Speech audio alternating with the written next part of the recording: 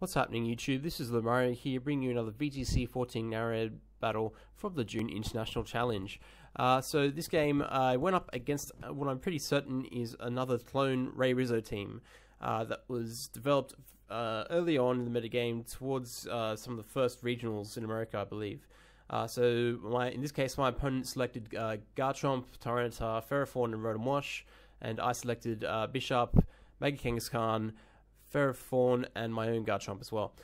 So yeah, without further ado, let's start this match.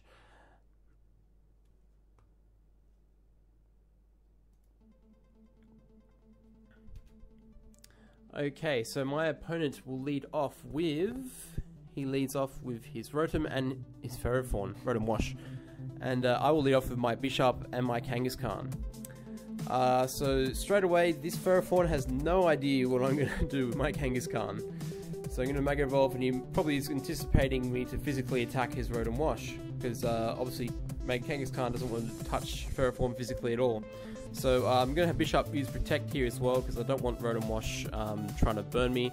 And Kangaskhan goes straight for the Fire Blast. And yes, this Ferrothorn gets OHKO'd. 2-hit KO'd if you include the parental bond hit, but it's up to you, I suppose, how you count it. So I do predict correctly that the Rotom-W was going to indeed burn Bishop. I mean, he could have tried to burn Kangaskhan too, but I wouldn't have been too fussed about that. So I don't want to stay in here against Garchomp, so I'm going to switch to my own Garchomp, predicting an Earthquake. Because I also took into consideration, Rotom-W is out in the field, so it seems pretty logical and it's super effective against Bishop, so that was a good play by me. And Kangaskhan uses the Ice Beam, and yes, Garchomp gets OHKO'd by this as well. Again, 2 hits if you count parental bond, but it depends on how you calculate it. But yep, essentially Garchomp and Ferrothorn were OHKO'd this game, and they were not expecting to get OHKO'd. So this Rotom-W will go for Hydro Pump onto Mega Kangaskhan, which will do a considerable amount of damage, enough to bring me down to red health.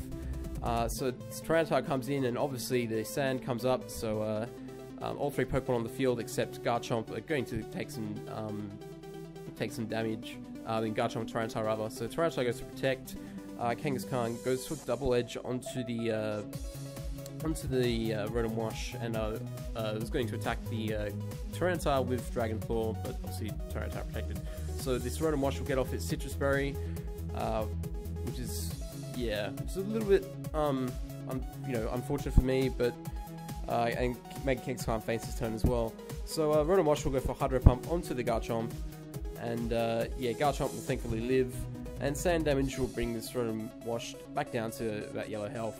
So this turn, I'm predicting that perhaps Tyranitar might carry the Ice Beam or want to go for my Garchomp, but instead he's carrying the Fire Blast, and he does indeed go for my Ferrothorn.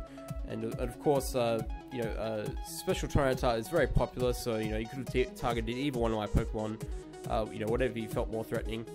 In this case, Rotom-W will go for Hydro Pump, but I've protected myself, and it's going to take some more sand damage. So at this stage, Bishop will come in, and at this stage I decide to protect with Bishop and go for Earthquake straight onto the Tyranitar, because it's the best thing I can hit Tyranitar with and get stab on at the same time. So that'll do quite a bit of damage to Tyranitar, and Tyranitar will go for the Dark Pulse, which will take out my Garchomp. So at this stage, I'm just left with Bishop against my opponent's Tyranitar and Rotom-W.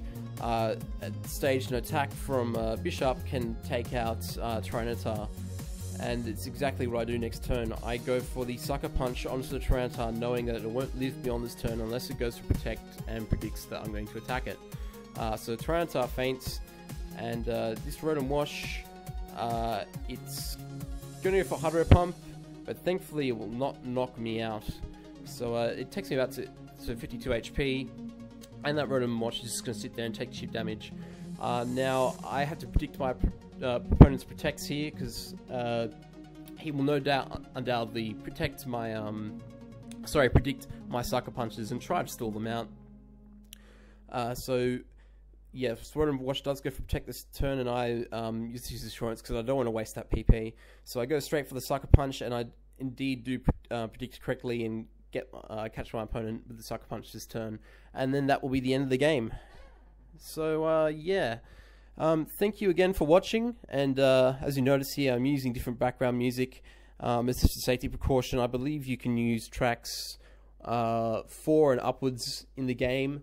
But, you know, obviously there are other advantages to using, you know, background music, so long as it's royalty-free and you've got the proper license and whatnot as well. If you wanted to monetize videos, for example, I mean, it's not for my personal gain or anything like that, but, you know, it's obviously something to consider. So, yeah, thank you for watching, and until next time, take care.